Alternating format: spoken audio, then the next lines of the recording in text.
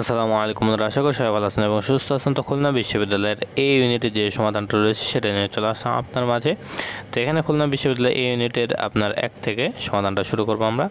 তো এখানে আপনার জীববিজ্ঞানের, তো এখানে 1 নম্বর অ্যান্সারটা হবে সি, 2 নম্বর অ্যান্সারটা হবে এখানে আপনার বি, 3 নং প্রশ্নের অ্যান্সারটা হবে এখানে আপনার বি, 4 নং প্রশ্নের অ্যান্সারটা হবে বি, 5 নং প্রশ্নের অ্যান্সারটা হবে ডি, 6 নং প্রশ্নের অ্যান্সারটা হবে এ, 7 নং প্রশ্নের অ্যান্সারটা হবে বি, 8 নং প্রশ্নের অ্যান্সারটা হবে এখানে আপনার সি, 9 নং প্রশ্নের অ্যান্সারটা হবে এখানে আপনার বি, 10 নং প্রশ্নের অ্যান্সারটা হবে এখানে আপনার হচ্ছে এ, 11 নং প্রশ্নের অ্যান্সারটা হবে এখানে আপনার হচ্ছে ডি, 12 নং প্রশ্নের অ্যান্সারটা হবে এখানে আপনার হচ্ছে সি, 13 নং প্রশ্নের অ্যান্সার হবে এখানে আপনার সি, 14 নং প্রশ্নের অ্যান্সারটা হবে এখানে আপনার এ, 15 নং প্রশ্নের অ্যান্সারটা হবে এখানে আপনার হচ্ছে ডি।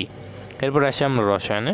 তো রসায়নে এখানে আপনার প্রথম 1 নং প্রশ্নের অ্যান্সারটা হবে এখানে আপনার সি, 2 নং প্রশ্নের অ্যান্সারটা হবে বি, 3 নং প্রশ্নের অ্যান্সারটা এখানে কিন্তু অপশানে সঠিক উত্তরটা নেই।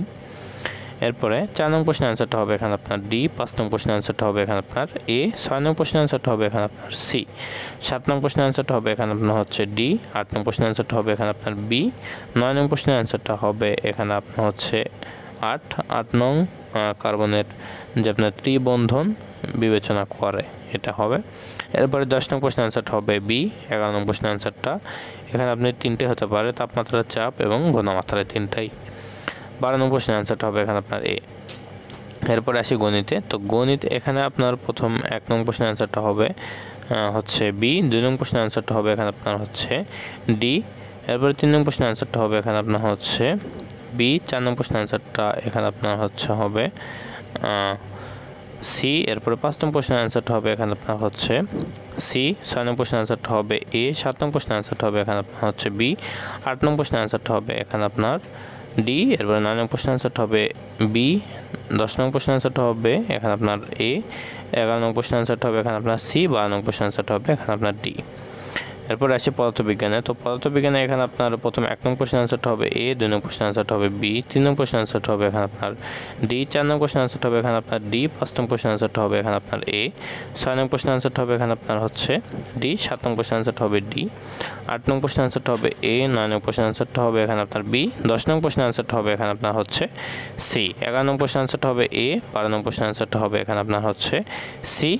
এরপর আসি ইংলিশে। তো ইংলিশে এখানে আপনার 1 নং প্রশ্নের অ্যান্সারটা হবে বি, 2 নং প্রশ্নের অ্যান্সারটা হবে বি, 3 নং প্রশ্নের অ্যান্সারও বি, 4 নং প্রশ্নের অ্যান্সারও এখানে আপনার বি এবং সি দুইটা হবে, 5 নং প্রশ্নের অ্যান্সারটা এখানে আপনার সি হবে এবং 6 নং প্রশ্নের অ্যান্সার এখানে আপনার এ এবং সি এটা হবে।